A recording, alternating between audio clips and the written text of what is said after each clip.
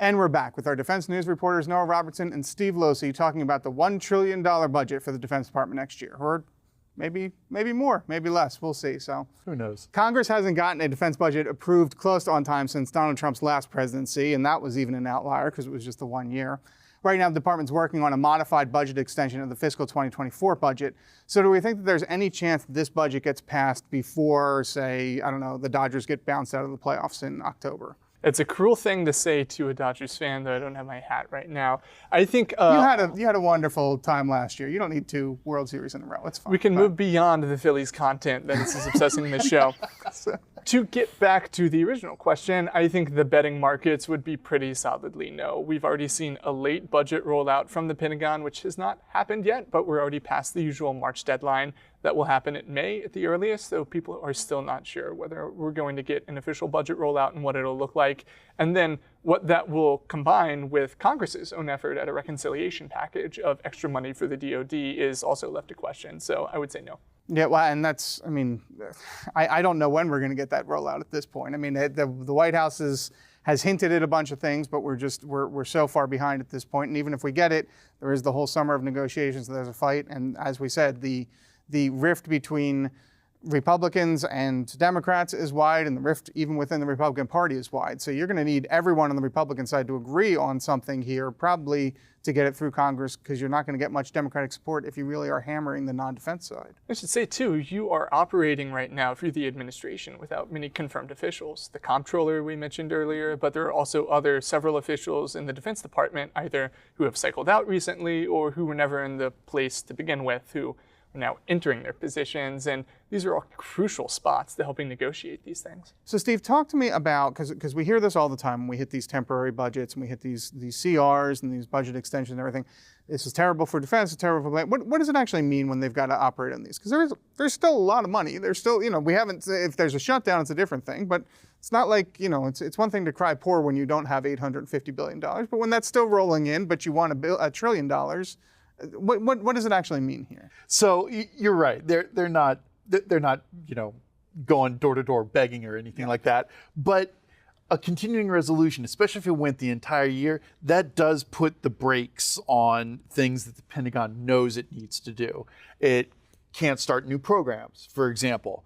And because funding would be frozen at the previous year's level, it means that the Pentagon can't buy more things that it knows it needs, like perhaps if it wanted to increase the number of munitions or missiles of a particular type it wanted to buy.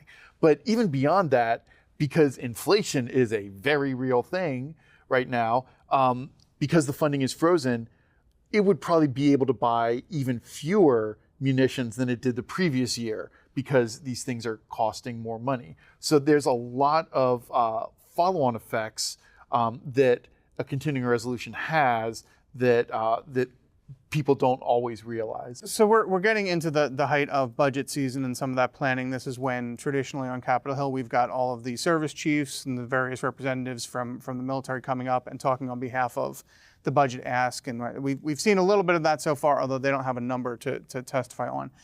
Do you have a sense of what they're going to be pitching over the next few months? If they have that number, fine. They always are sort of pitching, here's why it's the right number. But with the current CR, as you said, with this unusual situation, I mean, is there an extra emphasis from these folks to say, hey, look, we need to get back to budget basics, and we do need this extra money. We know there's fights, we know there's these fiscal things, these fiscal disagreements, but we've got to have some stability, and we got to have some long-term planning for the Defense Department, because we are coming on administration change. That always brings some uncertainty, but this feels even less budget stability than we see in a normal changeover cycle. Mm-hmm.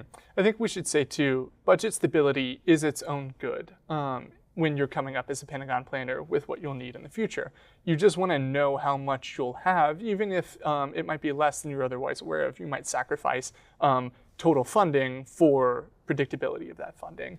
I would say, in reference to your question, we are going to get a surge in investment in things like drones, autonomy, advanced software, also things like warfighting in the Pacific. The U.S. has already done more advanced deployments of personnel, units, formations, and also some military construction needs out there.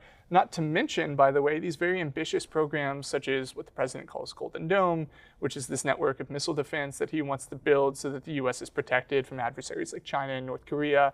That is going to be a huge investment if they're going to pull it off. And that is not to mention any of the other equipment increases that we could get along the way. So there's no shortage of things that they want to pay for. We just don't know how much they'll have to pay for it. Listen, gentlemen, thank you so much for this. Appreciate your time, appreciate the wisdom here, and I think we got a lot of budget stuff to see in coming months. So if you'd like more of our coverage on these and other topics, you can find all of our work at militarytimes.com and defensenews.com or on any of our social media channels. Thanks for joining us, and we'll see you next week.